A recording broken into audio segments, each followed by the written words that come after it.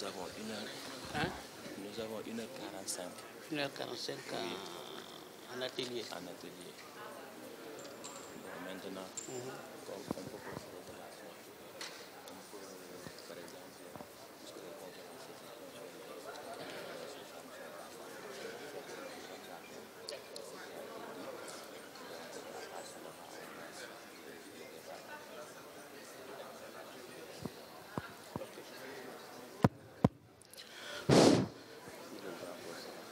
Bonjour. Veuillez vous approcher, s'il vous plaît. Ce serait plus simple.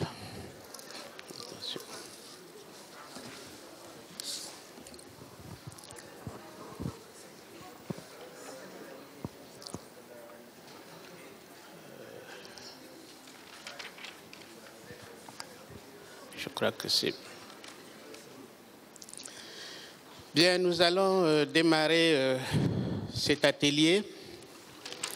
Atelier qui porte sur le panel 2, à savoir les enjeux de la régulation et de la supervision. En rappel, lors donc du panel 2 sur ce thème, il a été abordé plusieurs problématiques. Tout d'abord, il a été question de savoir comment équilibrer la supervision technique et les obligations réglementaires avec les pressions économiques, politiques et commerciales. Il a ensuite été abordé la question de savoir comment équilibrer l'objectif de la surveillance prudentielle et le développement du marché CIMA. Un examen a été porté également sur comment aborder le coût de la réglementation prudentielle et la façon d'éviter une réglementation excessive.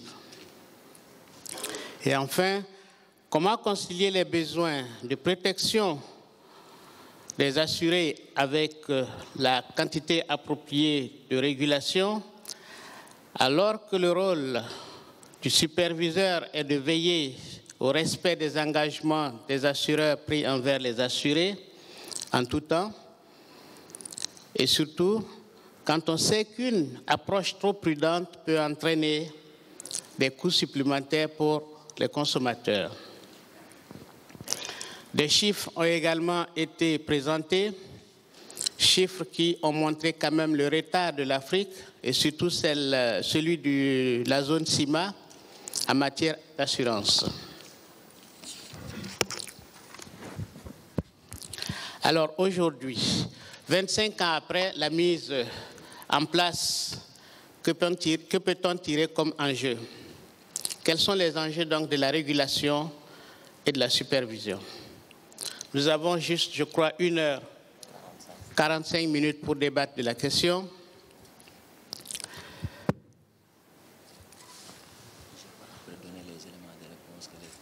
D'accord. OK. Bien. Le rapporteur va vous donner donc les éléments de réponse qui avaient été donnés par les conférenciers et après nous ouvrirons les débats. Merci, M. Ouédraogo.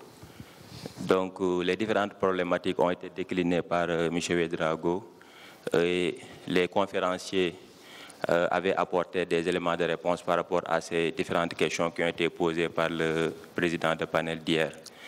Donc, à la question relative au pourquoi y a-t-il la nécessité impérieuse à réguler et superviser l'activité d'assurance, il y a également la question comment garantir l'indépendance du contrôle vis-à-vis du pouvoir politique, économique et social et comment concilier l'impératif de contrôle prudentiel et l'objectif de développement des sociétés d'assurance.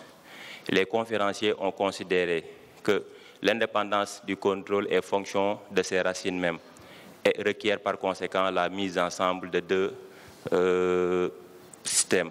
D'abord, un système de contrôle qui repose sur un cadre institutionnel qui garantit l'indépendance et d'autre part, un bon choix des animateurs qui animent ce système.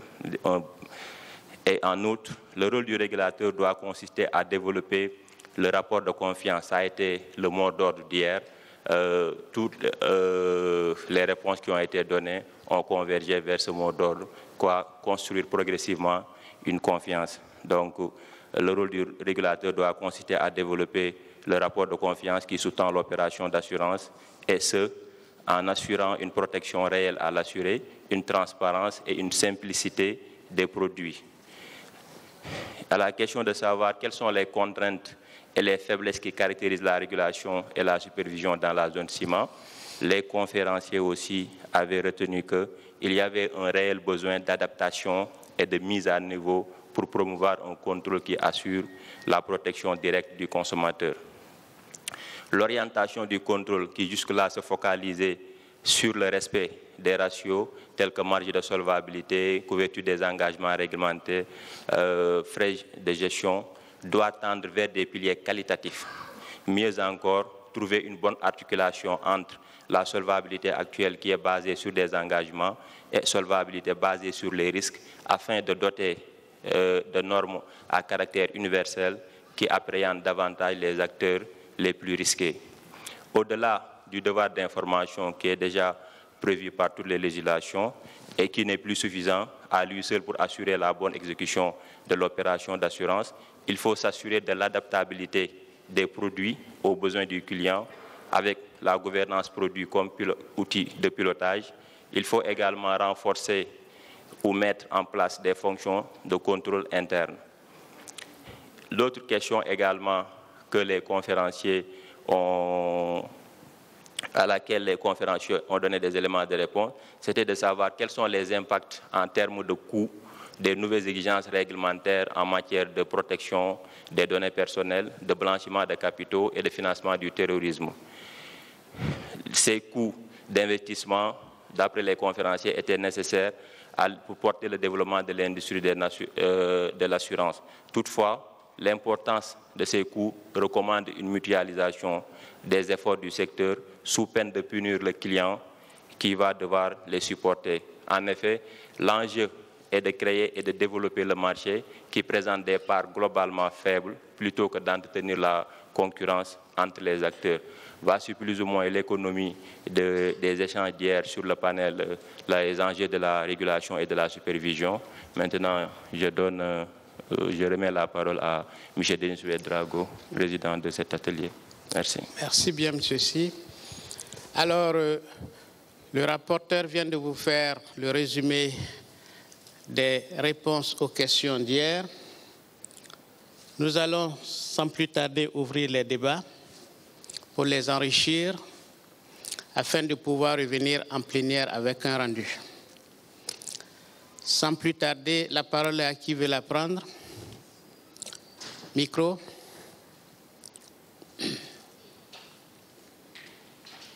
Je ne vois pas.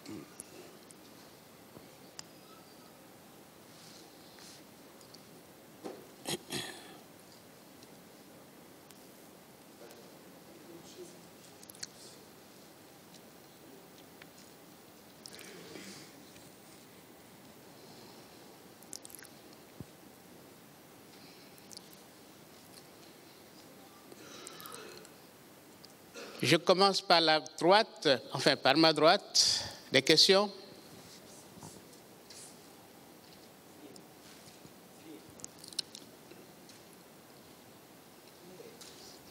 Personne. Bon, je rappelle que l'objectif de l'atelier, c'est qu'à l'issue des discussions et des présentations d'hier, que l'on puisse arrêter des recommandations sur le sujet. C'est en cela que nous vous appelons à poser soit des questions ou faire des suggestions ou des contributions afin que l'on puisse arrêter les recommandations sur le sujet.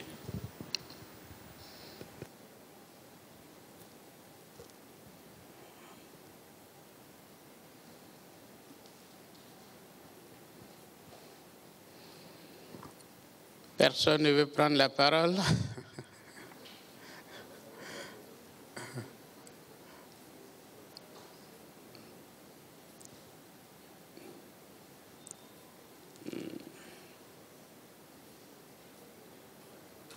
Oui.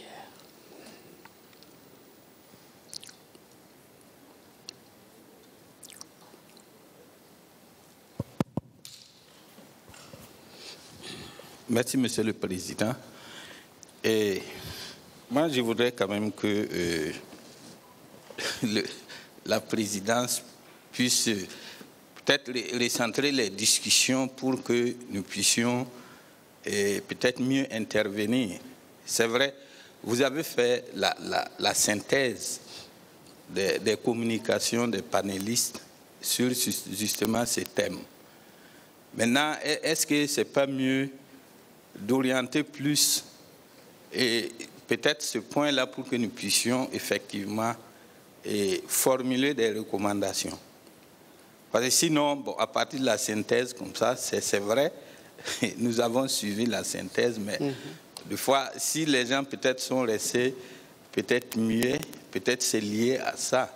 Est-ce qu'il n'y a pas plus d'orientation que vous devez peut-être décliner pour nous permettre effectivement d'intervenir? On a dit le thème, c'est les enjeux de la régulation, justement au niveau du secteur. C'est vrai, il y a eu beaucoup de débats là-dessus, en disant est-ce que cette réglementation n'est pas un frein au développement du secteur. Je pense qu'il y a eu beaucoup de débats là-dessus. Et il y a eu aussi des contributions lors de l'atelier, lors du panel où les uns et les autres disaient il faut quand même qu'au niveau du régulateur, on puisse ajuster un certain nombre d'éléments pour être en phase avec le développement justement du secteur, parlant de la digitalisation. Donc c'est vrai, il y a eu des débats les années antérieures par rapport à ça. Je pense qu'à Kigali, il y en a eu. Je pense que lors des forums, il y en a eu. Mais bon, tout le monde reconnaît que ça n'a pas beaucoup avancé. Est-ce que par rapport à ça, il faut que vous attendez à ce que nous formulions encore une recommandation vis-à-vis du régulateur, étant donné qu'il y en a eu? Bon, moi, c'est peut-être cette orientation que j'allais peut-être demander. Ça va nous permettre peut-être d'approfondir nos propositions, nos suggestions en termes de recommandations. Merci. Merci bien. Votre intervention?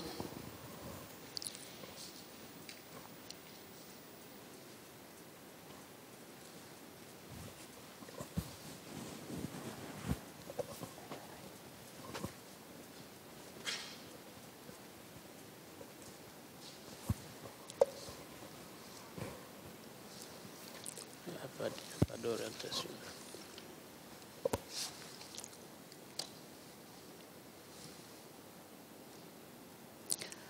OK. D'accord. Donc, M. Savadogo, pour répondre à votre préoccupation, effectivement, nous avons fait la synthèse des axes, des problématiques qui ont été développées hier et ainsi que les réponses. C'est pour que nous puissions rebondir soit sur les axes ou sur les réponses pour pouvoir faire des propositions ou des recommandations en plénière. Donc, si vous voulez, je crois qu'on peut passer par axe. Ce serait beaucoup plus simple. Vous en convenez? Bien. D'accord, donc on prend le premier axe qui a concerné l'équilibre technique l'équilibre de la supervision technique et les obligations réglementaires avec les pressions économiques. Est-ce qu'aujourd'hui, nous sommes satisfaits de cet équilibre? Qu'est-ce que nous pouvons dire sur le niveau de cet équilibre? Déjà, voilà un premier point. Est-ce que vous avez des contributions, vous avez des propositions sur cette problématique?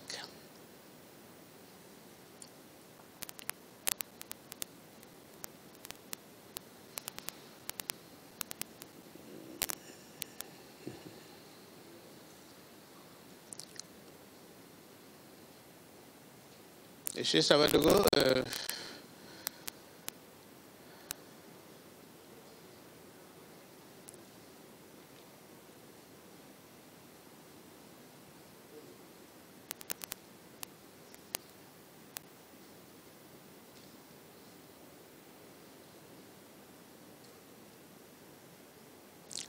Oui.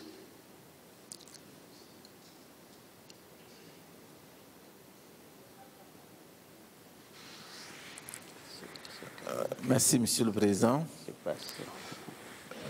Par rapport à cet enjeu Oui. de la réglementation et le développement du marché, j'allais dire le développement même des affaires, il y a quand même une situation d'enjeu majeur qui s'impose à l'ensemble des sociétés avec l'augmentation du capital minimum. Nous en avons discuté, échangé. Il n'est pas question de revenir sur ce règlement fixant le capital minimum. Et donc, quand on fait le constat, il y a une forte augmentation. Le capital minimum passe de 1 à 5 milliards. Et donc, pour une compagnie, une société, pour arriver à un équilibre financier, il va falloir développer son chiffre d'affaires. Parce que c'est vrai, même si le premier défi d'abord, c'est de se mettre en conformité par rapport au capital minimum, respecter ce que les dispositions du règlement,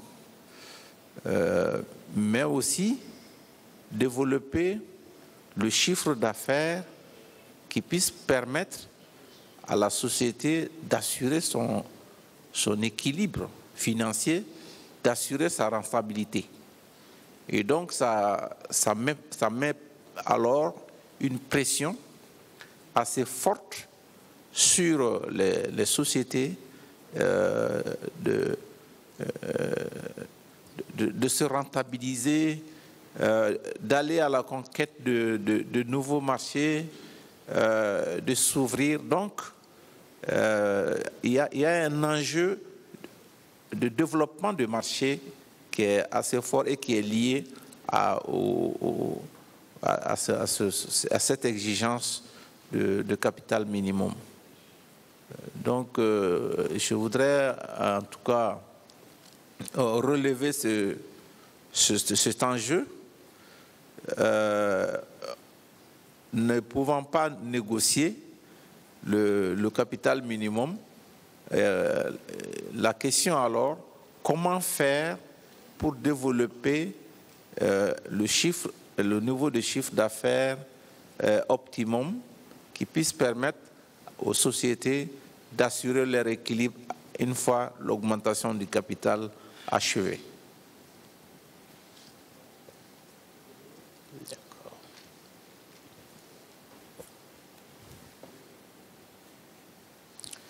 Merci bien. Autre intervention? Oui, bonjour, Philippe Bonny, directeur développement chez SAM Côte d'Ivoire. Moi, mon intervention se limite simplement à voir comment on peut concilier à la fois les exigences réglementaires et en même temps le développement du chiffre d'affaires. Non pas sous le même angle que celui de M. Sewadogo, mais plutôt le développement global du chiffre d'affaires. Parce qu'il y a un antagonisme entre les deux. Quand je prends l'exemple de la fiscalité, on voit bien qu'on a une fiscalité qui est de plus en plus contraignante, ou qui va être de plus en plus contraignante dans l'espace CIMA, quels que soient les États, de différentes façons. Et lorsqu'on regarde et qu'on voit on touche 1%, 2% maximum de la population, on peut se demander, avec les exigences réglementaires, comment on va faire pour aller vers 10% du marché, 15% du marché, alors que déjà, il y a des contraintes. Donc ma question, c'est de savoir si, compte tenu de cet antagonisme, est-ce qu'on ne choisit pas l'un plutôt que l'autre Ou est-ce qu'il ne faudrait pas privilégier d'abord le développement? Je ne suis pas en train de dire qu'il ne faut pas de régulation sur le marché, mais je suis en train de dire que cette régulation ne pourra être utile que si le marché a pris de l'ampleur. Si le marché n'a pas de croissance, pour moi, la régulation, elle est limitée, et reste limitée dans son ampleur. D'accord.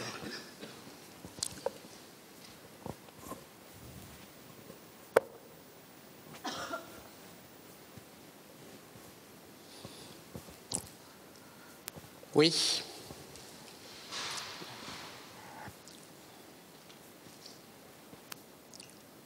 Merci beaucoup.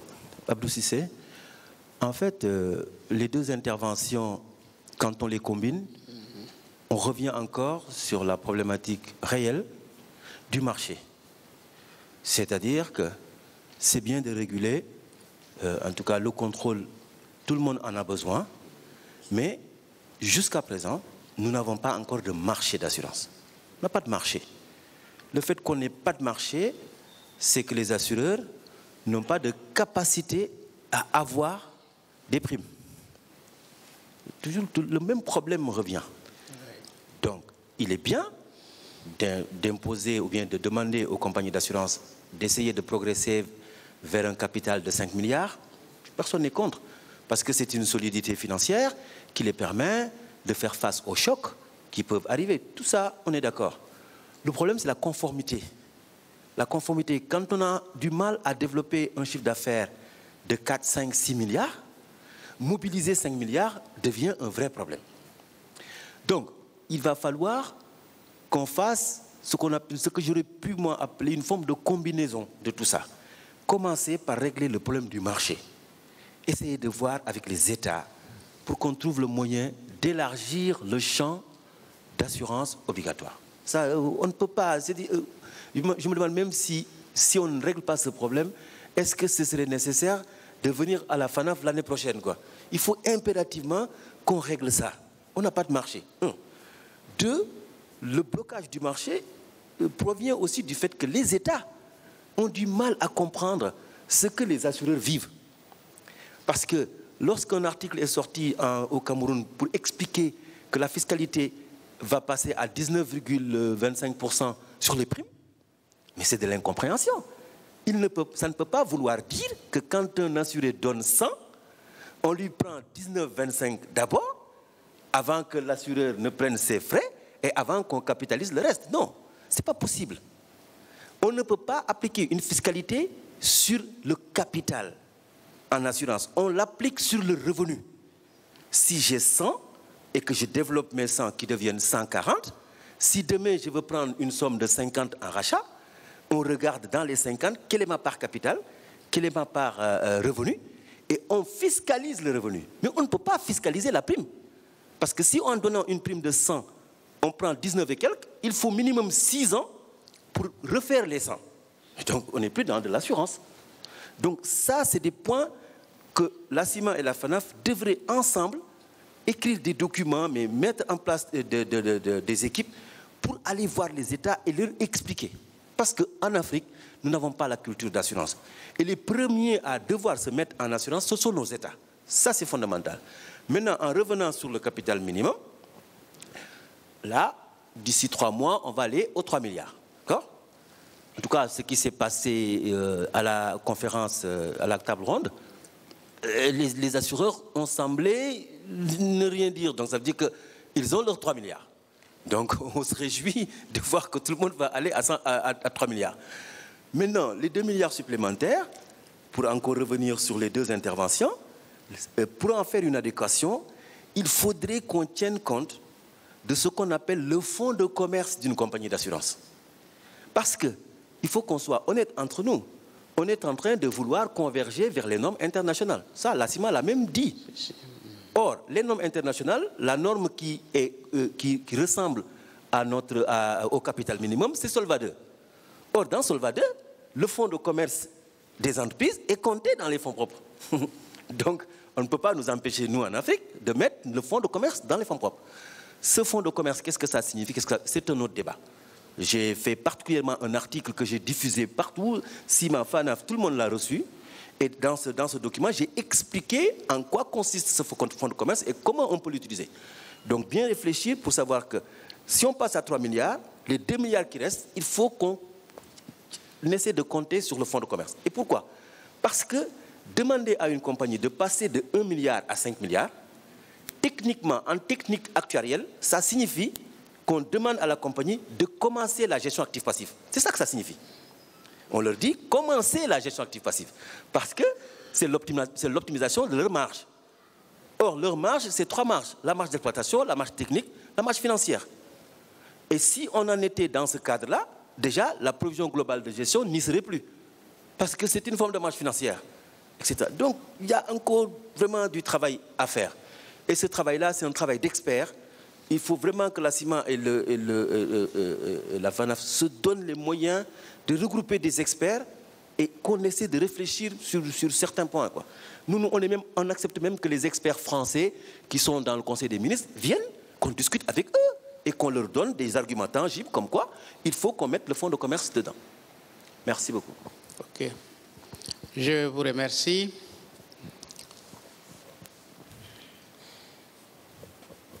Autre intervention?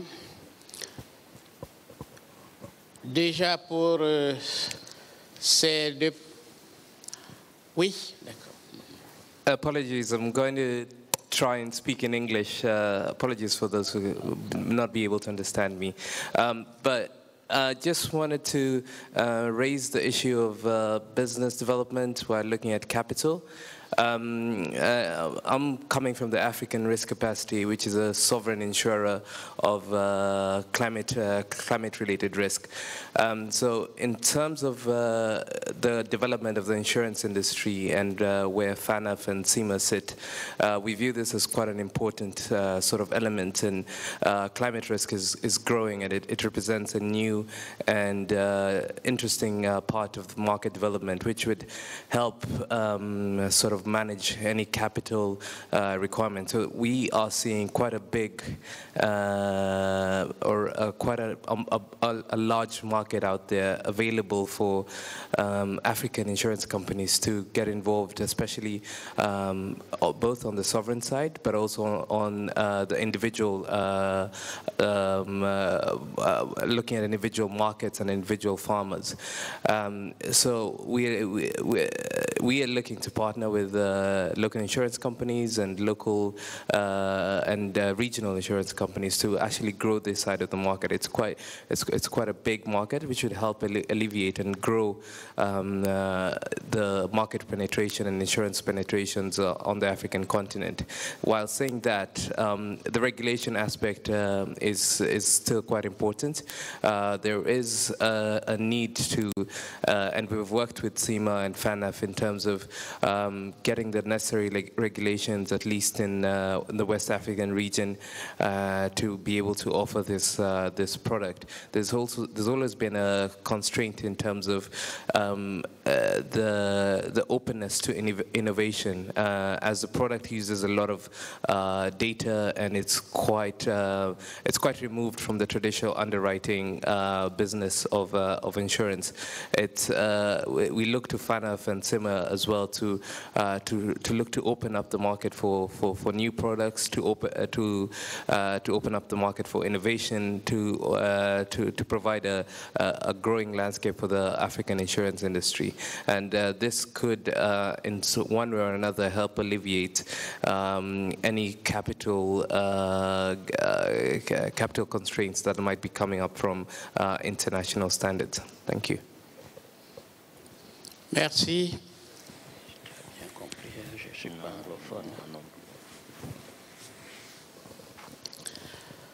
Autre intervention?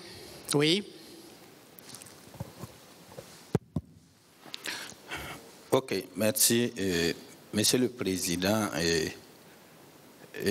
Je pense qu'aujourd'hui, il est très difficile de parler d'équilibre entre la supervision technique et le développement du marché.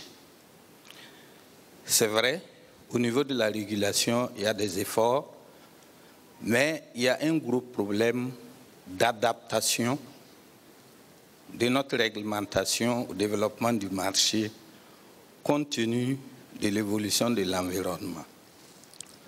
Parce que si nous revenons un peu à la table ronde que nous avons eue avec la CIMA, il y a un certain nombre de préoccupations qui ont été relevées et qui bloquent le développement du marché. Et je pense que toutes ces questions n'ont pas été évacuées d'abord. Je pense que toutes ces questions, ces préoccupations sont toujours en cours de traitement ou d'examen au niveau du régulateur. Donc, tenant compte de tous ces aspects, moi je pense qu'aujourd'hui, il serait très difficile de parler d'équilibre. Nous n'avons pas atteint l'équilibre pour le moment. Il y a des efforts pour aller à l'équilibre, mais moi je pense que, en termes de recommandations, il va falloir que nous reformulons la recommandation à ce qu'effectivement notre régulation puisse suivre l'évolution justement de l'environnement du secteur.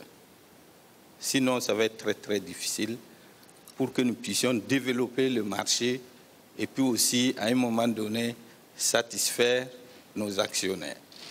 Parce que, comme les uns et les autres le disaient, avec l'augmentation du capital, écoutez, l'actionnaire, il veut un retour sur investissement et il va avoir une pression énorme sur les compagnies les années à venir. Donc, c'est le commentaire que j'avais. Merci. D'accord, merci.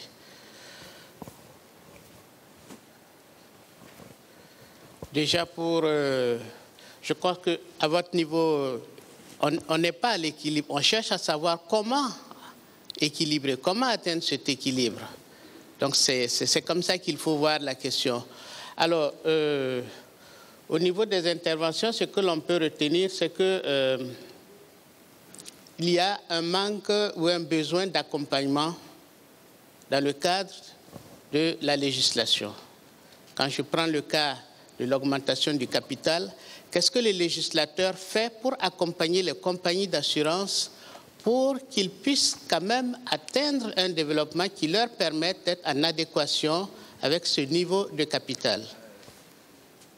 Je crois que c'est déjà là une de nos préoccupations. Ensuite,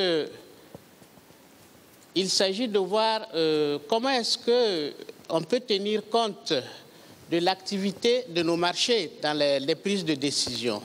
Est-ce qu'aujourd'hui, le législateur tient compte du niveau d'activité de nos marchés? Parce qu'en fait, vouloir aller vers les normes internationales, c'est bien, mais avons-nous d'abord la capacité d'y aller, enfin d'y être? On attend donc du législateur à ce niveau que dans la prise de décision, qu'il tienne compte quand même de cette réalité. C'est un peu le cas de l'escompte en vie pour les commissions. Il n'y a pas que seulement la fiscalité qui vient d'être évoquée.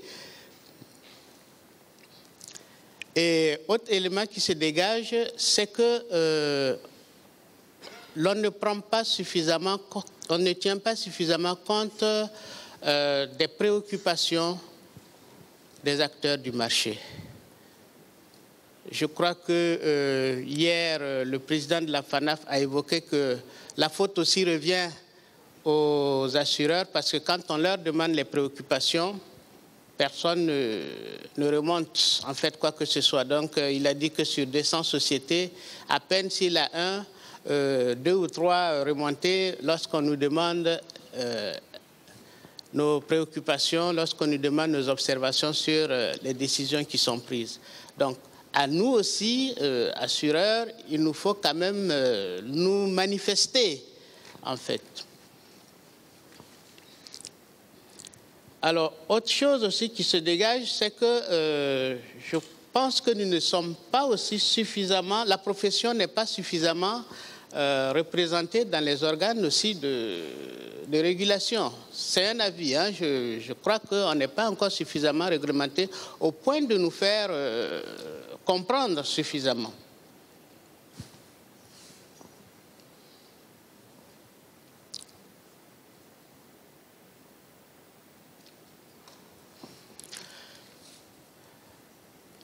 D'autres, oui. Devant, là.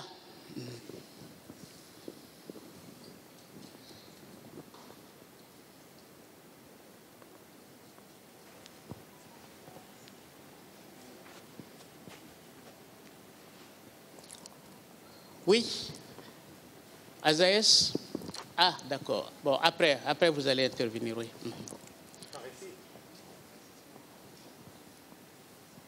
Oui, allez-y. Venez. Oui, voilà. Après,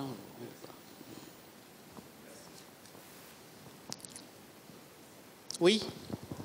Technicien. Voilà. Merci, Monsieur le Président.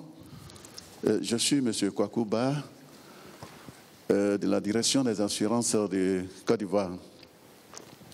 Bien, voilà. Je vois que nous sommes dans un cercle vicieux, là. Tout à l'heure, quand le président posait la question, il dit la FANAF n'est pas suffisamment représentée dans les instances. En même temps aussi, quand le président de la FANAF demande des informations aux compagnies d'assurance, on ne réagit pas. Donc vraiment, nous restons dans un cercle vicieux. Alors moi, je ne parlerai pas de l'équilibre, mais ce que je voulais dire, c'est que bon, quand on parle de la réglementation, évidemment, il y a la réglementation de l'assurance proprement dite. Et puis, les opérateurs économiques que vous êtes aussi confrontés à d'autres réglementations. Je vais parler notamment de la fiscalité, puisqu'il a été question au cours des débats. Et quand on parle de fiscalité, il y a les différentes impositions, mais il y a aussi les questions de redressement. Quand les agents des impôts arrivent dans des compagnies et qui estiment par exemple que là où le contrôleur des assurances pense que les provisions ne sont pas suffisantes, alors là-bas on dit c'est trop et on fait des redressements. Et je crois qu'il y a eu aussi une autre question qui avait été soulevée relativement à l'intermédiation, c'est-à-dire les agents mandataires qui sont considérés comme des employés et pour lesquels les caisses de sécurité font des redressements, tout ça. Bon, moi, je pense que ce sont des vrais problèmes pour lesquels nous devrons faire, ou vous devez faire des propositions concrètes pour que le régulateur des assurances là puisse véritablement s'en saisir pour essayer de travailler avec les autres régulateurs. Sinon, bon, les questions on veut équilibrer, c'est compliqué. Je ne sais pas comment on va voir l'équilibre entre la réglementation et le développement. Évidemment, la réglementation a pour objet de développer le secteur. Moi je le dis souvent, lorsque ça se passe bien, mais c'est à l'actif de la régulation, n'est-ce pas? Parce qu'on dira que le secteur a été bien régulé, c'est là que ça marchait. Et quand il y a des problèmes, évidemment, on regarde aussi du côté de la régulation pour qu'ensemble, nous puissions chercher les voies et moyens. Et relativement aux différentes questions qui avaient été posées, et vous l'avez dit, Monsieur le Président, qu'au niveau de la CIMA, on a dit qu'il y avait des choses qui sont en cours. Ben, évidemment, c'est normal, puisque, écoutez, nous sommes des jeunes marchés, et donc les problèmes se posent tout le temps. Mais ce qui est bien, c'est que quand le problème se pose, on examine, c'est ça. Et dans l'examen, quand même, la FANAF est représentée. Et l'un des gros problèmes, c'est le fait qu'on ne sent pas trop la participation des compagnies, et c'est ce qui a été relevé par le président de la FANAF. Donc, moi, je souhaiterais vraiment que, sur ces questions-là, il y ait des propositions concrètes pour donner plus de moyens aux régulateurs pour pouvoir échanger avec les autres régulateurs comme la sécurité sociale, comme les impôts. Je vous remercie. Merci. Oui. Allez-y, en attendant que le micro vous arrive. Oui, allez-y. Je veux parler concernant la promotion du marché, de l'assurance et de l'externalisation, c'est-à-dire des assurances à l'échelle internationale. Premièrement, il ne faut pas oublier que c'est-à-dire le secteur de l'assurance est un segment du grand marché. C'est-à-dire qu'il faut bien étudier à l'échelle de macroéconomique. C'est-à-dire il y a l'assurance, il y a les banques, il y a etc. etc. Est-ce que, même c'est-à-dire si vous allez réglementer, vous allez faire des encouragements, etc., est-ce que le grand marché est prêt pour laisser aussi l'assurance, le secteur d'assurance se développe? Est-ce que le marché, il y a une concurrence, c'est-à-dire pure ou parfaite? Est-ce qu'il y a une concurrence déloyale? Est-ce qu'il y a, c'est-à-dire d'entente? Est-ce qu'il y a des pratiques discriminatoires? Est-ce qu'il y a des pratiques déloyales? Est-ce que les autres secteurs où il y a les opportunités pour l'assurance est ouvert ou non? Est-ce qu'il est verrouillé? Est-ce qu'il y a une situation des rentiers ou non? Est-ce que ces rentiers vont laisser les autres secteurs pénétrer ou non? Tout ça, il faut le bien étudier parce que ce n'est pas question de réglementation, ce n'est pas question aussi de, c'est-à-dire pour les assurances d'augmenter ou non le capital ou le garantie. Il faut bien le contexte où le secteur d'assurance se développe. Sinon, il sera étouffé. Ce n'est pas un problème. Deuxièmement, concernant le financement. Le financement, c'est très important. On peut aller à l'échelle internationale pour avoir financement à coût très, très bas. Mais comment on doit faire ça? Il faut faire, d'après moi, une sorte de... Moi, je vous laisse mon marché, c'est-à-dire on travaille comme ils font les Chinois, la stratégie chinoise, pénétrer, on travaille ensemble, mais de l'autre côté, moi, qu'est-ce que je vais gagner? Est-ce que vous allez, c'est-à-dire me financer? Est-ce que vous allez me laisser à l'échelle internationale aussi se développer ou non? Nous aussi, est-ce qu'on a des champions ou non? Est-ce qu'on a des assurances qui sont arrivées à la maturité ou non? Ça, c'est le plus important. Parce que vous allez me dire, bon, allez à l'international. Mais maintenant, ce qu'on voit, c'est l'international qui vient sur notre marché. On prend à titre d'exemple, par exemple, Uber pour les taxis. Tout le monde disait, mais non, impossible, les taxis, c'est national, c'est une activité nationale. Mais Uber se trouve partout maintenant. Parce que, est-ce que nous sommes prêts? Est-ce qu'on a des champions? Et c'est la règle du jeu. Est-ce qu'on peut concurrencer Uber et les autres? Par exemple, dans le domaine, ça. Mais dans les assurances, c'est la même chose. Merci beaucoup. Je vous remercie. Oui. Bonjour, merci Président. Moustapha Zaez, directeur général de Comarque Côte d'Ivoire. Effectivement, pour aller dans des propositions concrètes par rapport au... bon, mon avis à moi, il ne faut pas chercher un équilibre entre les compagnies d'assurance et le régulateur. Chacun doit jouer son rôle. Et au contraire, mieux le régulateur joue son rôle, mieux nous, les compagnies d'assurance, on va se porter parce que ça va limiter et nous mettre dans un contexte de concurrence loyale, comme le disaient messieurs. Donc pour aller dans des propositions concrètes, pour que les compagnies d'assurance maintenant puissent jouer leur rôle de lobbying, d'influence sur la réglementation, il ne faut pas qu'on se focalise également, comme l'a dit mon collègue, sur la CIMA. Il n'y a pas que le régulateur assurantiel, il y a aussi la fiscalité, il y a aussi les lois de finances qui sortent tous les ans, qui ont des impacts sur les compagnies. Cette année au Cameroun, ça a eu un impact l'année dernière sur les compagnies d'assurance, sur le commissionnement, la taxation des commissions payées aux agents mandataires.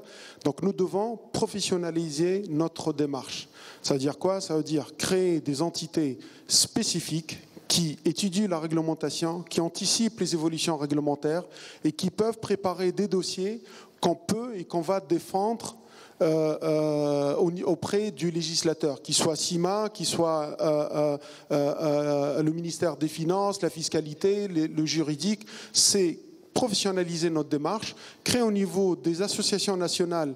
À l'Alsacie, on fait beaucoup d'efforts en Côte d'Ivoire mais ça reste toujours insuffisant pour anticiper. Une fois que la réglementation est sortie, là, ça devient une histoire de crédibilité entre les compagnies et le régulateur. Qui va faire marche arrière? Et nous ne sommes pas à ce moment-là en position de force. L'augmentation du capital minimum, on s'y attendait depuis longtemps, mais on n'a jamais, depuis 2012, on en parlait dans la zone CIMA, mais on pensait que ça allait être 2 milliards, 3 milliards. Là, c'est venu 5 milliards et on a été tous abasourdis. C'est trop tard, on ne peut plus réagir. Donc, au niveau de la FANAF et des associations nationales, créer des entités dédiées aux études, à l'anticipation des évolutions fiscales et aussi pour influencer le législateur. On a beaucoup de réassurances qui ne sont pas aujourd'hui obligatoires, d'assurances, pardon, qui ne sont pas obligatoires. Ça aussi, c'est un problème de réglementation. Ce n'est pas la CIMA, mais c'est un problème de réglementation entre la CIMA et les pays pour que nous, on puisse se développer. Merci. D'accord, merci beaucoup. Oui, au milieu. Merci, Président. Merci, Président. J'ai une proposition concrète à faire en matière d'augmentation du capital minimum des sociétés. C'est M. Ibrahim Ndoye, Sénavi, Niger.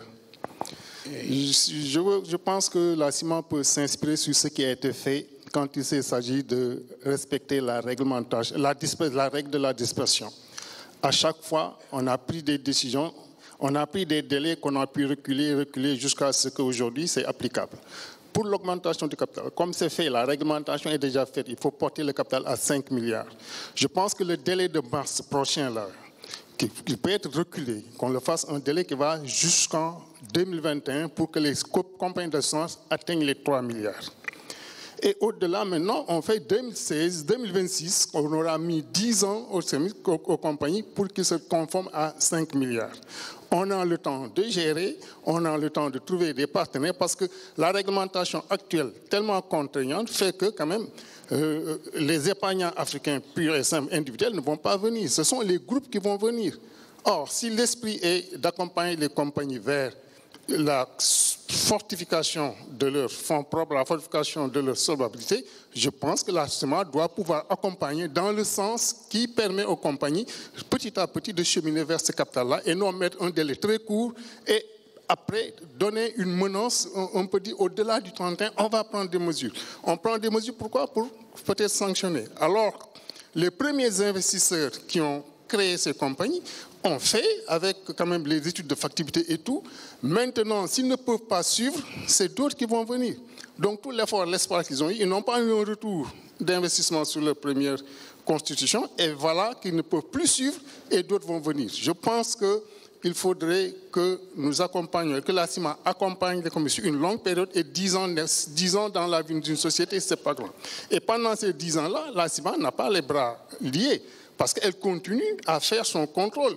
Les sociétés qui n'auront pas respecté les règles qui sont posées peuvent être sanctionnées. Mais ceux qui respectent actuellement et qui n'ont pas fait, ils ont tout le temps pour quand même chercher d'autres partenaires. Merci, Président. Merci bien.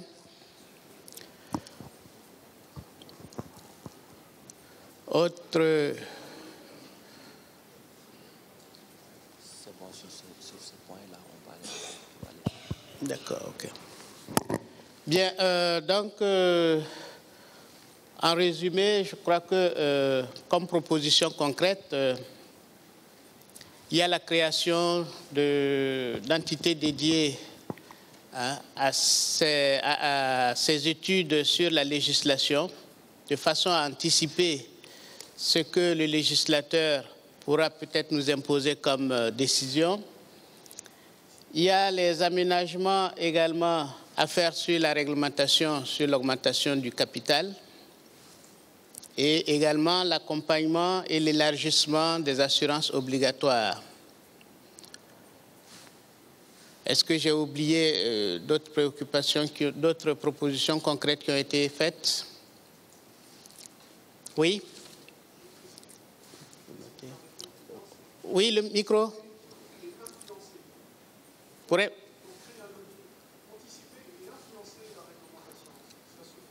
Ok.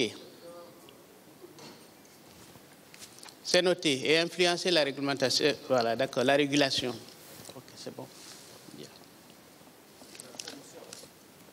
Et la promotion.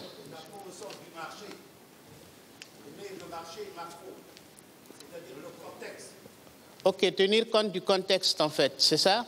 C'est très important. Tout à fait. Où le secteur sera étouffé. Quelles soient Des règles saines de concurrence. Oui.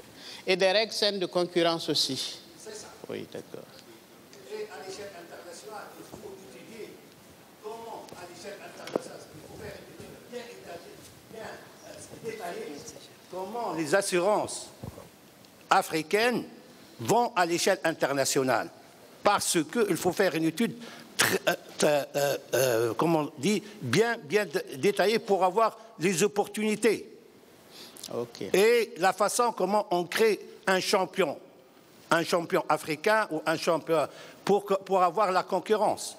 Et non pas la concurrence sur le marché aussi traditionnel ou classique, mais la concurrence aussi dans le système online. C'est-à-dire, comme maintenant, pour l'assurance, et d'ailleurs, ce n'est pas pour l'assurance, pour les services d'une façon générale, même le conseiller, même l'audit, etc., maintenant, ce se fait online.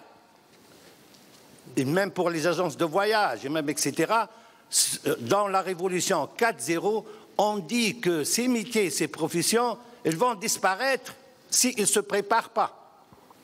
Comme les taxis, Uber. Maintenant, Uber, elle est en train de faire l'évasion dans tous les marchés.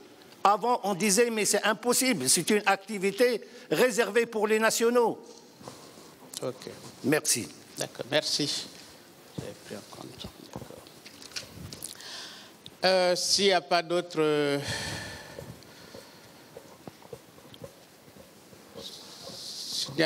S'il n'y a pas d'autres propositions concrètes, nous allons passer donc au sujet du coût.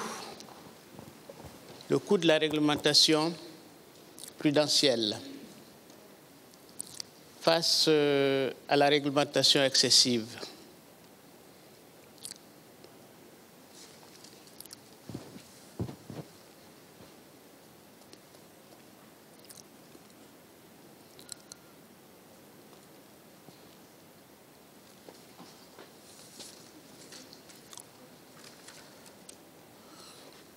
La parole est à qui veut la prendre.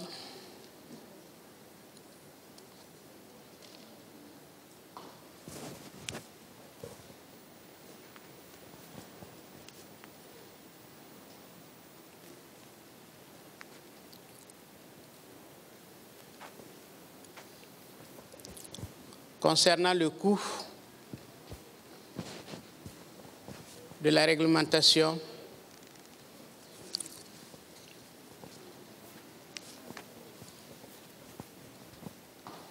pas de proposition concrète là-dessus? Je vais essayer de compléter la question. Ce qui a été effectivement demandé, c'était quels sont les impacts en termes de coûts des nouvelles exigences réglementaires en matière de protection des données personnelles, de blanchiment des capitaux et de financement du terrorisme et de l'implémentation des normes IFRS. Bon, les échanges d'hier avait retenu la nécessité de mutualiser les efforts par tous les acteurs, vu le caractère exorbitant des coûts que ces exigences-là vont induire. Et l'objectif, c'est de développer globalement le marché, plutôt que, parce que compte tenu des parts de marché qui sont globalement faibles, plutôt qu'à chercher à développer les acteurs pris isolément. Donc la recommandation forte, c'était une mutualisation des efforts pour développer le marché dans son intégralité. Merci pour la précision. Oui, micro. Bonjour. Donc, effectivement, en fait, ces nouvelles exigences, il y a encore des exigences en termes de protection des données personnelles, les nouvelles exigences imposées en Europe à par exemple, nos assisteurs avec qui on travaille et qui prévoient des pénalités qui peuvent aller jusqu'à 20 millions d'euros, un pourcentage d'affaires qui peut atteindre 20 millions d'euros de pénalités si on ne respecte pas ces engagements. Et dans un monde globalisé de plus en plus, nous devons nous y plier. Et ça ne sera pas sans coût. Maintenant, la mutualisation,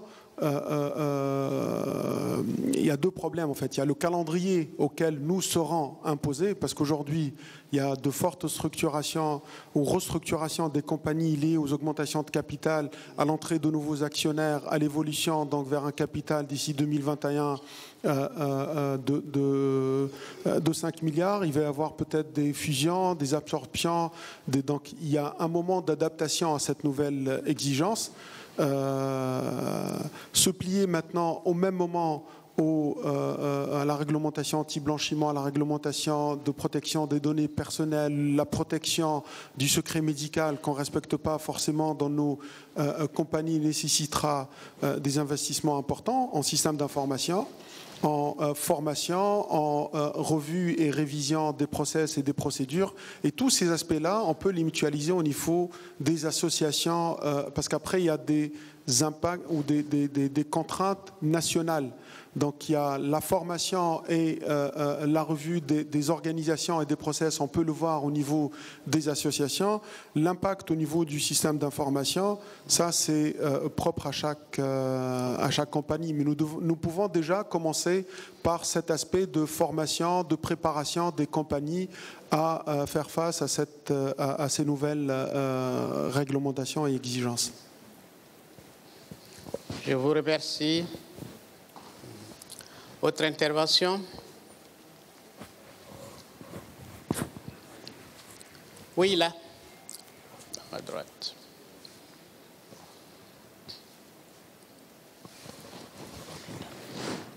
S'il vous plaît, concernant le coût, et vous avez dit le blanchiment et le financement du terrorisme. Je pense que le terrorisme, c'est un phénomène international. Ce n'est pas nous, les Africains, mais c'est international. Même jusqu'à maintenant, les Nations Unies et d'autres n'ont pas défini qu'est-ce que veut dire un terroriste et un combattant de la démocratie. Je ne veux pas mettre les points sur les i. Alors, si on va combattre ce phénomène, on va partager les frais aussi. Si on va partager les frais, ce n'est pas les assurances seulement, et ce n'est pas les pays africains. C'est-à-dire, il y a des organismes à l'échelle internationale qui aident, c'est-à-dire les pays et notamment, c'est-à-dire certains organes et certaines institutions, par exemple pour la mise à niveau. On peut demander, OK, mais aidez-nous dans la mise à niveau d'une façon générale du secteur d'assurance, formation, assistance, conseil, etc. Mais ce n'est pas le secteur d'assurance ou le secteur économique d'un pays seulement. Merci. Merci. Vous avez effectivement raison. Ce n'est pas une histoire seulement d'assureurs, mais je crois que c'est une question à prendre globalement, en fait, et surtout à l'échiquier mondial. Autre intervention?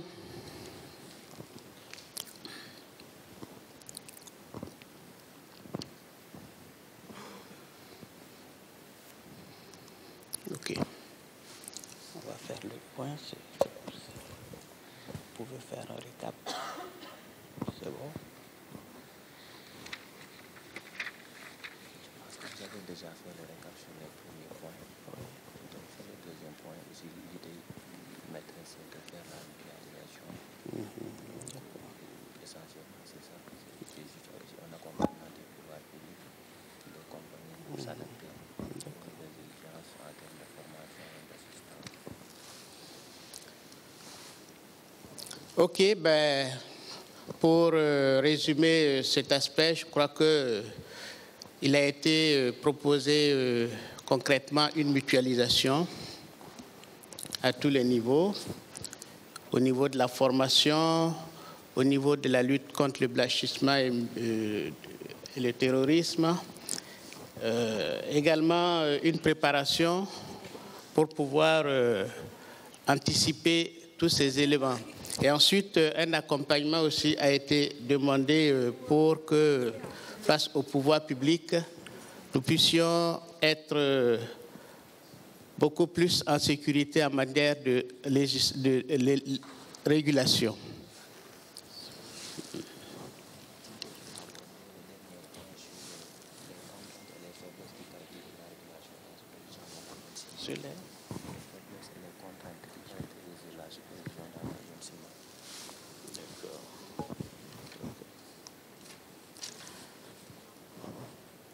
Alors, nous allons donc passer au dernier point qui concerne les faiblesses et les contraintes qui caractérisent la régulation dans la zone CIMA.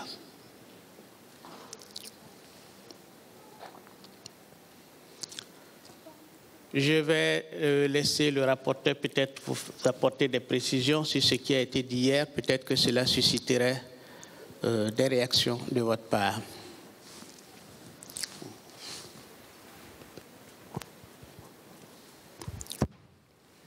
Merci, Président. Sur cette dernière question, les panélistes avaient essentiellement retenu la nécessité d'adapter aujourd'hui cette réglementation au nouveau contexte. En fait, l'orientation du contrôle qui jusque-là se focalisait sur les aspects, sur le respect des ratios, donc c'était une solvabilité basée sur des engagements et non pas une solvabilité basée sur les risques. Les conférenciers ont recommandé une migration vers une solvabilité basée sur les risques et aussi une solvabilité qui tient compte des piliers qualitatifs, surtout avec une gouvernance produit, afin de s'assurer de l'adaptation des produits aux attentes des clients. Donc c'est essentiellement la recommandation qu'ils avaient retenue sur ce point relatif aux faiblesses et aux contraintes de la supervision dans la zone ciment. Merci bien, Monsieur Sy. Des réactions par rapport à ces recommandations?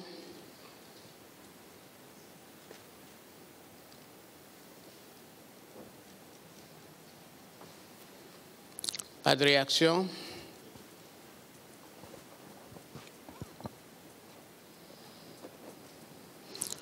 Donc nous pouvons les prendre en compte. Hein. Voilà. Donc nous les prenons en compte dans le rapport. Oui, une observation. Micro, à gauche, oui.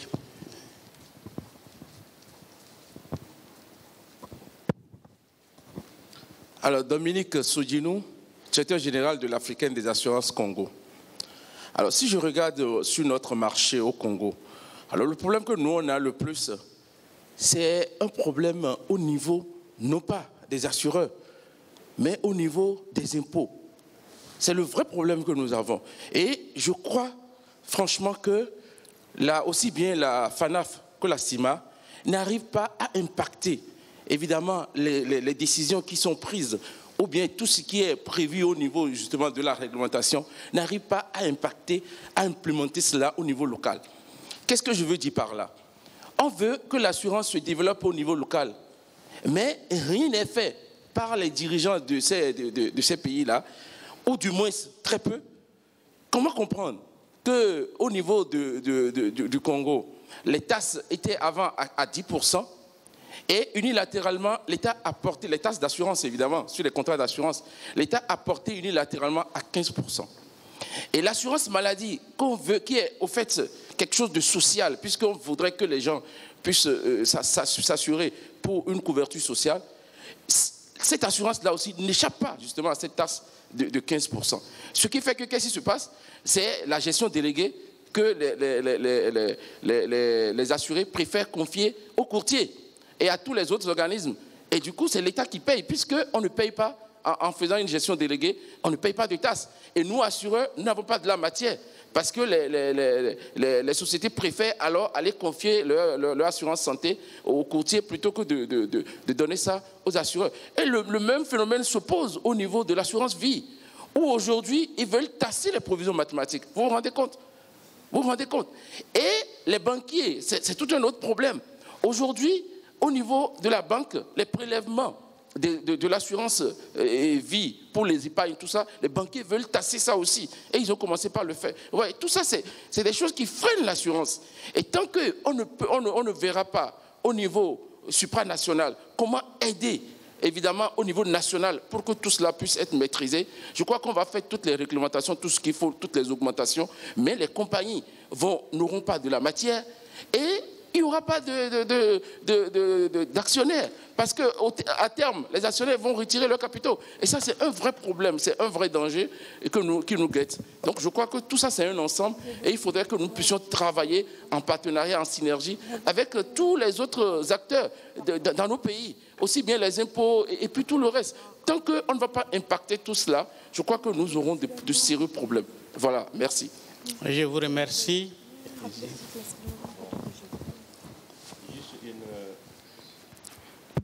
Juste une précision par rapport à la préoccupation. Je pense que la recommandation du DG de Comar intègre cette préoccupation. Il a recommandé tout à l'heure la mise en place d'un comité ou bien d'une commission de veille à l'échelle internationale pour anticiper et influencer les réformes à fort impact sur le secteur, notamment surtout les réformes fiscales. Je pense qu'avec la mise en place, avec ces recommandations qui préconisent une mise en place d'un comité de veille, cela va aider à résoudre ces genres de problèmes qui commencent à être un peu généraux à tous les marchés. Oui. D'accord, merci Président. Je suis Mamadou Fofana, secrétaire général du comité des compagnies d'assurance du Mali. C'est vrai, avec l'intervention de M. Si, je pense qu'une partie de ma préoccupation a été prise en compte, mais tout simplement pour rappeler que moi, dans mon marché, quand même, nous sommes à 20%. En ce qui concerne le tarif de la taxe et même ma maladie, c'est qui est surtout très pesant. Donc je pense que la commission qu'on préconise de mettre en place pourrait peut-être être un cadre idéal. Mais je dis au niveau de la gouvernance également, je sais que le Code le prévoit au niveau du traité, c'est la création des directions des assurances.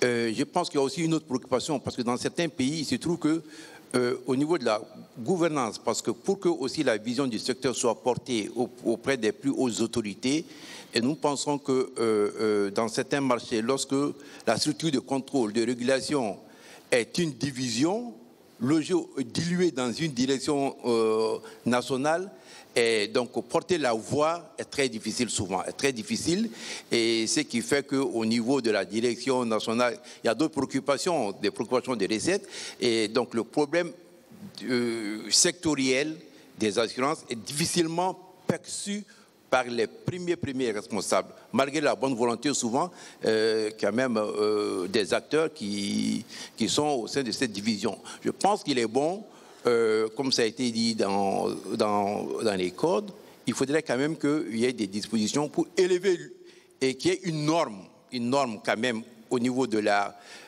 superstructure, pour qu'une vision puisse être portée au plus haut niveau. Je pense que de cela participera également le problème de la... en fait, trouver une solution au problème de la fiscalité. Et moi, par exemple, la fiscalité chez moi, c'est 2%, la parafiscalité, c'est 2%, vie et non-vie confondus. Donc, tout cela sont des aspects qui font que il faut une forte aussi, il faut avoir une posture très robuste au niveau donc, de la régulation pour que la superstructure puisse vraiment bien faire quelque chose. Merci. Merci pour la proposition. Oui, Monsieur Azaez.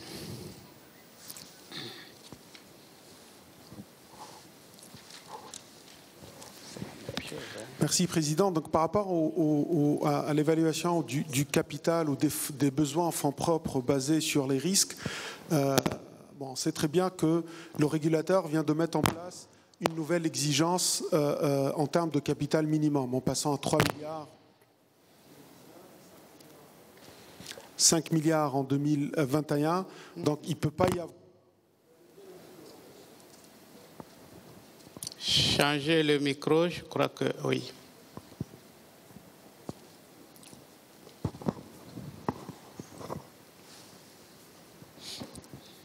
Merci. Donc, je pense qu'il ne peut pas y avoir, à mon sens, et le régulateur ne peut pas suivre cette recommandation ou s'inscrire dans cette recommandation pour tout de suite passer à un capital basé sur les risques. Maintenant, probablement, après l'étape prochaine, sera de passer à cela, c'est-à-dire après 2021, probablement que le régulateur va lui-même penser à évoluer, à faire évoluer la réglementation. Et donc maintenant, une fois qu'il y a eu cette première vague d'assainissement et de renforcement de la solvabilité des compagnies d'assurance, on passera à cette étape. En attendant, qu'est-ce que nous, compagnies d'assurance, on doit faire? On doit se préparer, on doit voir ce qui a été fait dans des marchés voisins, le Ghana par exemple, ou en Afrique de l'Est au niveau du Kenya, ou ce qui se fait aussi en Europe, pour se préparer, pour préparer nos compagnies à évaluer réellement leurs risques. Aujourd'hui, on n'est pas outillé, on n'a pas ces compétences-là, on n'a pas les moyens de le faire, jusqu'à aller à évaluer nos risques assurantiels, financiers, de contrepartie, de crédit, de taux. Donc c'est très compliqué. Donc au niveau de la FANAF et des associations, nous devons nous préparer, commencer à former nos collaborateurs, à outiller nos compagnies pour se préparer et préparer le marché à passer à cette nouvelle réglementation qui finira par arriver. Il y a beaucoup de compétences, il y a des cabinets qui peuvent nous aider sur ces démarches-là pour qu'on se prépare et on ne soit pas surpris comme on l'est aujourd'hui une fois que cette réglementation soit mise en place. Merci bien, M. Azaès. Oui, micro devant. Merci, Monsieur le Président. Je voulais juste apporter une petite précision qui, pour moi, est une nuance sur laquelle on devrait peut-être faire un peu attention. Parce que vouloir séparer solvabilité par les risques et solvabilité par les engagements, techniquement, ça pose problème. Pourquoi? Parce que on s'engage à couvrir un risque. Comme on s'engage à couvrir un risque, on ne peut pas séparer le mot risque et engagement. Actuellement, la solvabilité qui est faite sur la zone ciment, c'est une solvabilité par des règles. Ce qu'on fait, ce n'est pas des engagements, c'est des règles.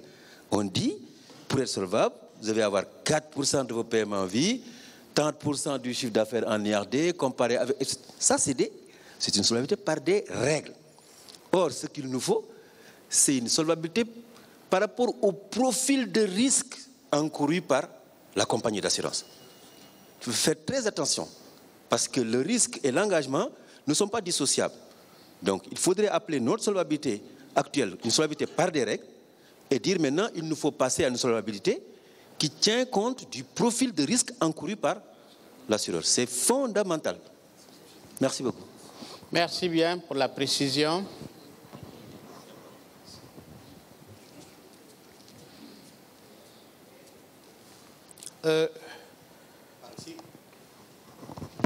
Oui, d'accord. À gauche. Monsieur le Président, est-ce que je peux... Oui, vous pouvez. Est-ce que je peux vous proposer quelque chose? Allez-y, s'il vous plaît. C'est-à-dire, est-ce que nous, il faut changer notre façon de voir, c'est-à-dire le secteur d'assurance et notre approche. Je répète une autre fois, c'est-à-dire il faut voir à moyen et à long terme. Ce n'est pas à l'échelle nationale ou africaine, mais à l'échelle internationale. Tout à fait. Parce que le monde maintenant va vers la nouvelle technologie, la technologie 4.0. Et nous, on va vers cette technologie. Ce n'est pas question d'argent, de 1000 ou 5000 ou 10 000. Moi, je pense que c'est autre chose. C'est-à-dire, est-ce que moi, en tant qu'assurance, je suis en train de former mes collaborateurs pour cette nouvelle technologie? Est-ce que moi, c'est-à-dire je travaille avec d'autres partenaires stratégiques et financiers ou non? Est-ce que moi, j'ai créé d'autres produits ou non? Malgré tout ça, je peux avoir 5000, mais je n'ai pas cette façon de voir les choses, et je n'ai pas, c'est-à-dire ces compétences, et je n'ai pas, c'est-à-dire suivi la technologie 4.0. Est-ce que vous pensez que moi, je peux résister encore 5 ans, ou 10 ans, ou 15 ans? C'est normal, c'est-à-dire la concurrence internationale va venir chez nous, ils vont prendre, c'est-à-dire notre marché. Je pense qu'il faut voir de notre façon. On a beaucoup de compétences. Même, moi, je travaille avec la diaspora africaine en Europe. C'est plein de compétences tunisiennes, africaines, congolaises, qui travaillent dans des sociétés multinationales, c'est-à-dire qui assistent et qui donnent des conseils. Est-ce qu'on a donné des opportunités à ces compétences africaines pour développer leur secteur et économie ou non? Toutes ces questions, il faut le poser.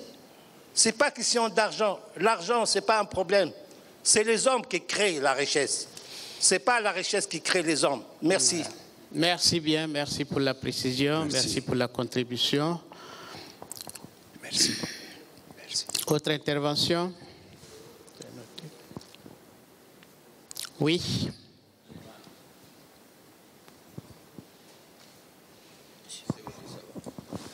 Oui, Monsieur le Président, moi, c'est une question, hein, parce que quand on a parlé des insuffisances liées justement au contrôle, je pense que l'autre jour, on a beaucoup parlé des effectifs. Est-ce qu'aujourd'hui, vu le nombre des compagnies à contrôler, est-ce que nous pouvons dire qu'au niveau justement de la CIMA, du régulateur, on a les effectifs nécessaires et les compétences pour assurer le contrôle de nos compagnies? Parce que quand on regarde, peut-être il y a des compagnies qui ont fait peut-être 5 ans, 6 ans, sans contrôle. Il y a des moments où on dit, voilà, bon, il y a des compagnies qu'il faut liquider, ainsi de suite. J'ai peur qu'on ne joue le rôle de sapeur-pompier. Alors que le régulateur aussi doit quand même à tout moment veiller pour attirer l'attention des compagnies d'assurance par rapport à un certain nombre de dérapages, etc., etc. Est-ce que l'effectif ne constituerait pas un élément d'insuffisance au niveau justement du contrôle? Donc, en tout cas, c'est une question que je me pose. Peut-être, s'il y a un contrôleur dans la salle, peut-être il pourra confirmer ou infirmer. Merci. Merci bien, M. Sawadogo. Alors, la question est posée au excusez, Président, c'est l'ensemble de ces CIMA DNA en même temps. Oui, d'accord. Je fais les deux, je combine les deux. Parce que c'est un relève aussi. Je pense que les deux se complètent. Et aussi savoir est-ce que toute la synergie est vraiment créée entre les deux pour que le contrôle peut-être soit efficace au niveau des compagnies d'assurance. Merci bien pour la question. Il y a des contrôleurs dans la salle, il y a des représentants DNA. Oui, allez-y. Alain Ouattara, du secrétaire général de la CIMA. L'observation est pertinente. Hein. Nous, au niveau du secrétaire général de la CIMA, en tout cas, nous en sommes très conscients. C'est pour cela, notamment, qu'il y a des programmes successifs de recrutement de commissaires contrôleurs. Le Conseil des ministres a, par exemple, donné son autorisation pour le recrutement de commissaires contrôleurs au cours de l'année 2019, avec des profils relativement différents des commissaires contrôleurs qui étaient recrutés jusque-là, pour faire face aux préoccupations nouvelles, aux risques nouveaux que nous constatons au niveau des entreprises d'assurance, notamment les risques technologiques. Donc, il y a un programme de contrôle un programme de recrutement qui va être mis en place pour faire face en fait à ces nouveaux défis du contrôle. Mais ce que le Conseil des ministres nous a régulièrement dit, c'est que les budgets ne sont pas extensibles à l'infini et que tous les pays en fait vivaient sous contrainte. Et donc, ce qu'ils nous demandent de façon régulière, c'est de pouvoir travailler de façon plus efficiente avec les moyens qui sont mis à notre disposition. C'est à ce titre-là qu'une grosse étude est en train d'être effectuée au niveau du secrétariat général de la CIMA avec l'aide de certains bailleurs de fonds pour pouvoir moderniser la façon de travailler, moderniser les outils de travail du secrétariat général de la CIMA pour que le secrétariat général de la CIMA puisse travailler de façon plus efficiente. Donc, ça, c'est un point clé. Ce que le Conseil des ministres nous demande, c'est d'être plus efficient avec les moyens qui sont mis à notre disposition. Okay. Voilà.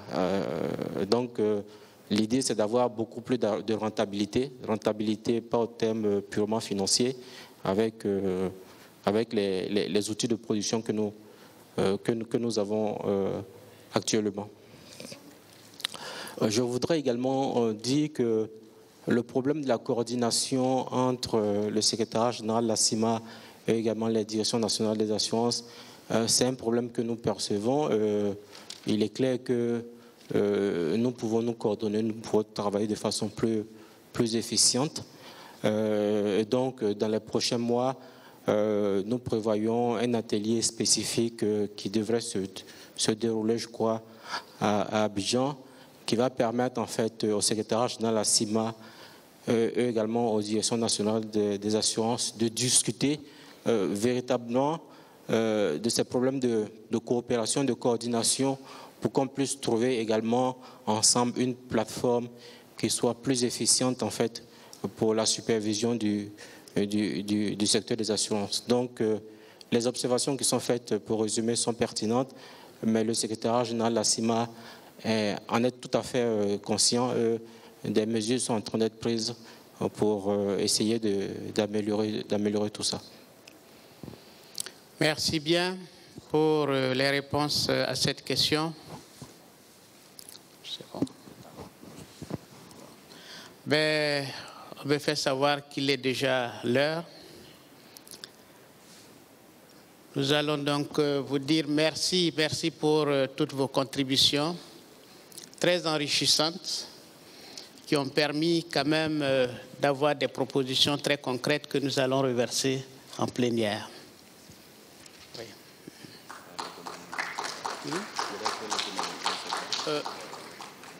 Si vous en convenez, on peut vous faire l'économie ou bien... C'est bon? D'accord, je vous remercie.